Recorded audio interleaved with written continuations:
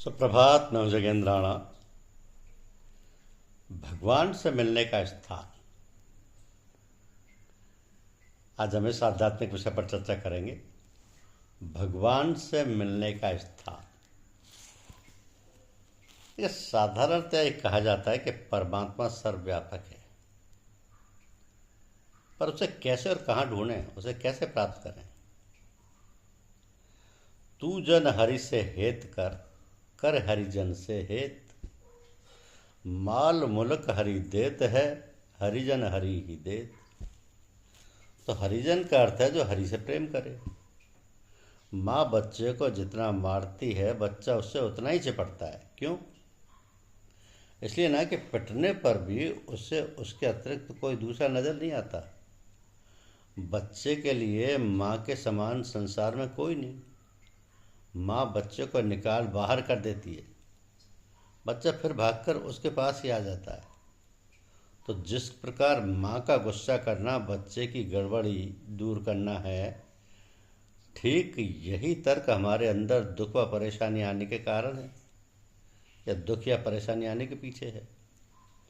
तो दुख व परेशानी भी हमारी गड़बड़ी दूर करने के लिए ही आते हैं। इसलिए तो कहते हैं कि विपत्ति नहीं रघुपति की दाया, करम भोगाए छुड़ावई माया। तो जब तक हमारे भोग लगे हुए हैं, हम भगवान तक नहीं पहुंच सकते, क्योंकि वहां जाने का रास्ता बहुत सकरा है। अपने साथ ज़्यादा माल असबाब ले जाना संभव नहीं है। प्रेम गलियति सकरी या में दो न सहमाए। तो वहाँ केवल भगवान का ख्याल करके ही जा सकते। इसलिए भगवान हमें अपने तक पहुँचाने के लिए कठिनाइयों से पार करवाकर निर्मल बना देता है। इससे स्पष्ट है कि हमारे ऊपर और कठिनाइयाँ विपत्ति नहीं, वरना हमारे ऊपर प्रभु की दया है, जो उसकी दयालुता और कृपालुता का द्योतक है। पर हम अपने कष्टों के लिए उस प्रभु को दोष देते हैं और उसे गलत समझते हैं। तो ईश्वर की दया कृपा को इस प्रकार यदि समझें तो और स्पष्ट हो जाएगा। जैसे माँ अपने बच्चे को पकड़कर फोड़े का ऑपरेशन करवाती है, क्यों? केवल उसकी भलाई के लिए। जिस प्रकार माँ पर उस समय अपने बच्चे द्वारा बुरा भला कहे जाने का कोई प्रभाव नहीं पड़ता, ठीक उसी प्रकार परमात्मा पर आपके द्वारा किए गए दोषारोपण का कोई प्रभाव नहीं पड़ता। उसे तो हमारी भलाई के लिए जो करना है वो करता है और करता रहेगा। यही है उसकी दयालुता। तो कल्याण इसमें है कि अपने दिल में ये जमा लें कि हर काम हमारे कल्याण के लिए हो रहा है।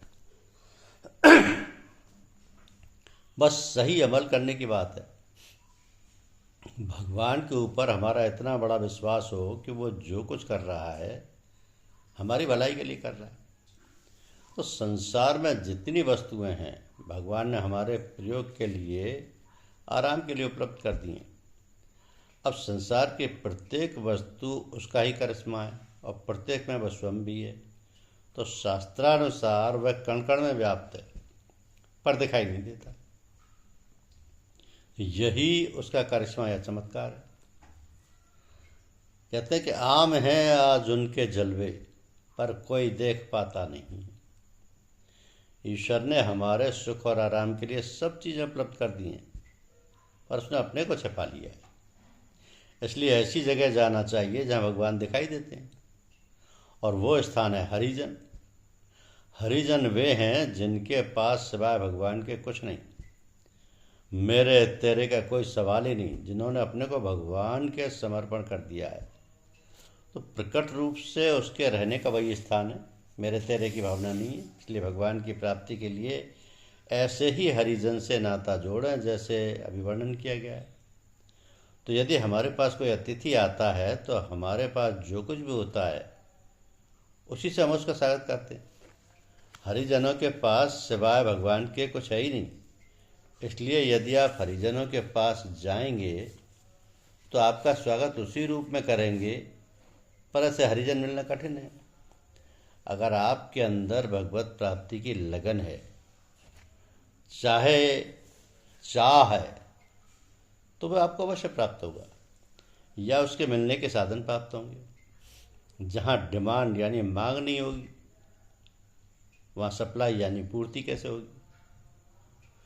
तो बच्चा जब तक खेलता रहता है माँ को कोई फिक्र नहीं, लेकिन जहाँ रोया माँ उसको तुरंत दूध पिलाएगी। भगवान तो सर्वांतर्यामी हैं।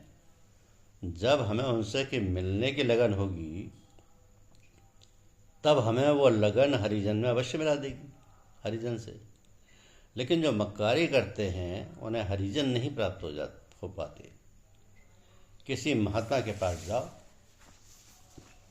किसी महात्मा के पास जाओ तो कुछ लेकर अवश्य जाओ, चाहे पुष्प लेकर जाओ। अरविंद आश्रम में माताजी के पास लोग भेंट के लिए अपनी इच्छा और श्रद्धा के अनुसार फूल ले जाते हैं। उस फूल को देखकर ही माताजी उनके आने का भाव व श्रद्धा के प्रकार का पता लगा लेती हैं। तो भेंट ले जाने का मतलब है श्रद्धा रूपी भेंट ले जाना।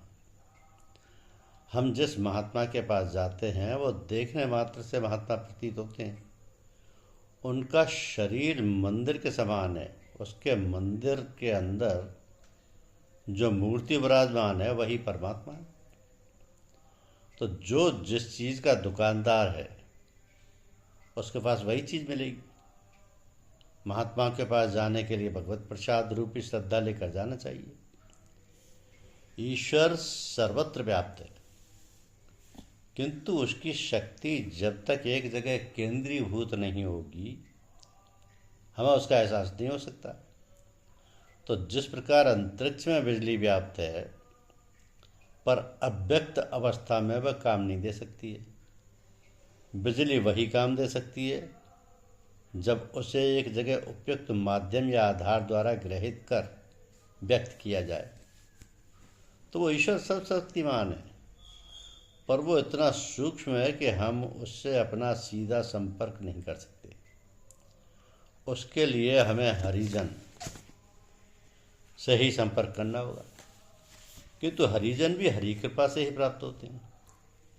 और हरि कृपा के लिए चाहिए लगन। एक गड़रिया था, उसका खेत कोई हाथी चर जाया करता था। लोग इकट्ठे हुए और पैरों के निशान से पूछा गया। लाल बुधक्कड़ ने ऐसा कहा कि लगता है पाँव में चक्की बांधकर हिरण्य कूदा होए। पाँव में चक्की बांधकर हिरण्य कूदा होए। हाथी ने खेत चरा और जाकर एक तरफ खड़ा हो गया। कुछ लोग इकट्ठे हुए, सब ने अपने अपने तर्क दिए। लाल बुधक्कड़ ने कहा, लाल बुधक्कड़ बूझई और न बूझे कोई, रात भरे की जमी अंधियारी रही इकट्ठी सोए। तो सुबह जब हाथी उठा या उड़ा तो उसके साथ वो गड़रिया भी उड़ गया। वो हाथी राजा इंद्र का था। हाथी उड़ने लगा, गड़रिये ने पूंछ पकड़ ली और वहाँ पहुंचकर शोर मचाया तो उसे खजाने में ले जाया गया। वहाँ उसे ढेर सारी असरफियाँ मिली, जिन्हें लेकर वो घर लौटा। घर आकर उसने उनकी सब्जी बनाकर खाई और असरफियाँ चूस चूस कर घूरे में डाल दी। उसके पड़ोसी ने जब असरफियों का ढेर देखा तो उससे दरियाफ्त किया कि उसने कहा, हमारे साथ चलना, चाहे जितनी ले आना। अगले दिन फिर हाथी आया। गड़रिये ने पूंछ पकड़ी और पड़ोसी ने उसकी टांग पकड़ी। जब हाथी उड़ने लगा तो पड़ोसी ने पूछा, कितनी दिलवा दोगे? गड़रिये ने दोनों हाथ फैलाकर कहा कि इतनी। दोनों धड़ाम से गिर पड़े। इसलिए ऐसे भगवान के लेने के चक्कर में ना पड़ जाओ कि माया मिली न राम। भगवान का मिलने का स्थान केवल हरिजन है, और ये हरिजन प्रभु कृपा से ही मिलते हैं। जिस दिन आपको हरिजन मिल गए तो हरि कृपा प्राप्त हो जाएगी, क्योंकि ईश्वर तो सर्वशक्तिमान है। वो इतना सूक्ष्म है कि हम उससे अपना सीधा संपर्क नहीं कर सकते। उसके लिए हमें हरिजन से ही संपर्क करना होगा। ये हरिजन हरि कृपा से प्राप्त होते हैं, और हरि कृपा के लिए चाहिए लगन। तो लगन से हरिजन भी प्राप्त हो सकते हैं और ईश्वर भी प्राप्त हो सकते हैं। धन्यवाद।